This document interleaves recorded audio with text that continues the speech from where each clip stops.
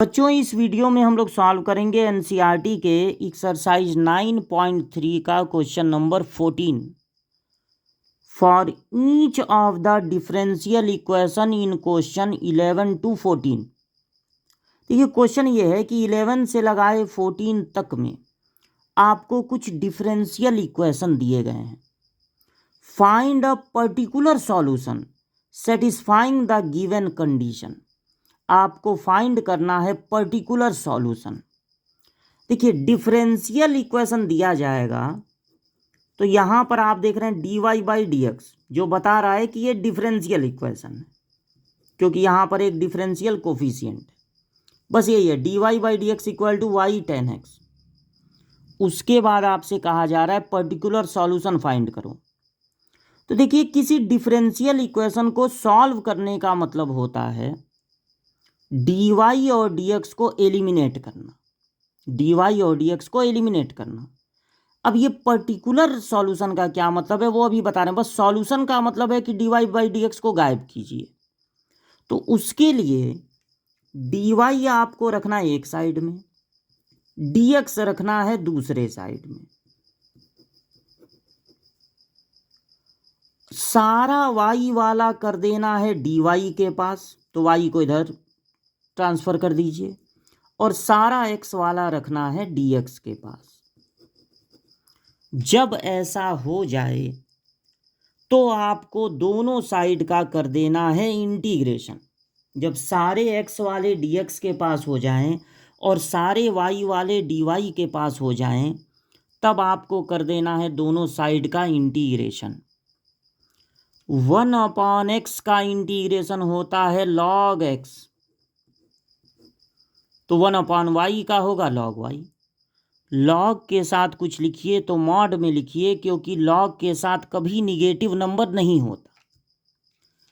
और tan x का भी इंटीग्रेशन याद करके जाना है। फॉर्मूला होता है कि tan x का इंटीग्रेशन होता है log sec x या माइनस log cos x। मन करे log sec x लिख दीजिए, फार्मूला है, इसको याद रखना है, या माइनस log cos x।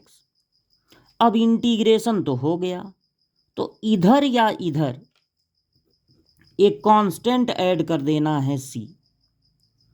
जब आप डिफरेंशियल इक्वेशन सॉल्व करते हैं और मान लीजिए जितने टर्म आपको मिले हैं वो सब लॉग वाले हैं, तो कांस्टेंट भी c ना ऐड करके log c ऐड करना चाहिए।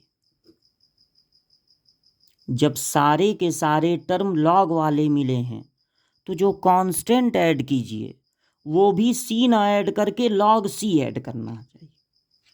तो अब ये हो गया log y, ये हो गया log sec x,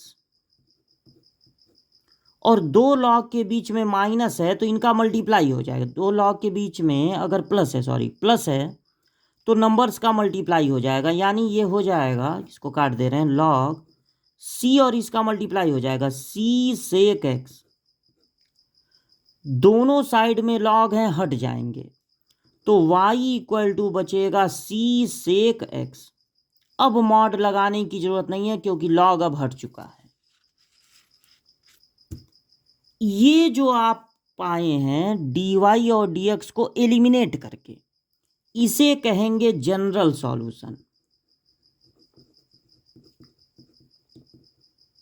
लेकिन यहां पर जनरल सॉल्यूशन नहीं पूछा गया है, यहां पर पूछा गया है पर्टिकुलर सॉल्यूशन। पर्टिकुलर सॉल्यूशन का मतलब होता है ये जो आप अपने तरफ से c ऐड किए हैं उसकी भी वैल्यू निकालनी पड़ेगी, वो कहलाएगा पर्टिकुलर सॉल्यूशन। तो c की वैल्यू आप निकाल पाएं उसके लिए भी सारी चीज़ें दी गई हैं। कहा गया है इक्वेशन के बाद कि y इक्वल टू 1 है और x इक्वल टू 0 है, तो आप y की जगह 1 रखेंगे और x की जगह 0, तो sec 0 की वैल्यू 1 होती है, यानी कि c की वैल्यू आ गई 1। अब अगर आप यहाँ पे c की वैल्यू 1 भी रख देते हैं, यानी y equal to sec x, तो जब आप अपने तरफ से जो ऐड किए थे कांस्टेंट, उसकी वैल्यू भी निकाल के उसमें रख देते हैं, तब उस सॉल्यूशन को कहते हैं पर्टिकुलर सॉल्यूशन। तो जब जनरल सॉल्यूशन अगर पूछा होता तो ये y और x की वैल्यू नहीं दिया होता, तब यही आंसर हो जाता y equal to C sec x। लेकिन अगर y और x की वैल्यू भी दिया है तो उसकी मदद से c की वैल्यू भी पता चल जाएगी, और जब वो c की वैल्यू भी उस इक्वेशन में रख देंगे तब इसे कहेंगे पर्टिकुलर सॉल्यूशन। तो यही इस डिफरेंशियल इक्वेशन का पर्टिकुलर सॉल्यूशन है। आंसर है y equal to sec x।